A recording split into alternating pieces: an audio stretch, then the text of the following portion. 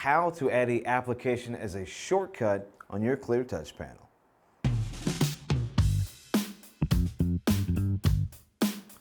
My name is Devin Wright, Product Solution Specialist, and today I'll be walking you through how to add an application as a shortcut on your floating toolbar.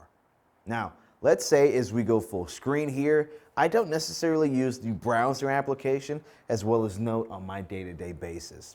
It's as simple as pressing and holding that application and selecting Remove Shortcut. So I'll do that to both. Now, if I'd like to add an application, it's as simple as swiping up or selecting the icon in the bottom middle of the panel.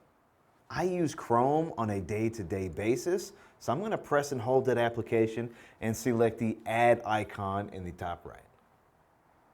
The same thing goes as I swipe all the way down. I'm going to press and hold the whiteboard application and select Add Shortcut. Now, once that's done, it's as simple as selecting the floating arrow on the right or left-hand side to view the apps that I have made a shortcut.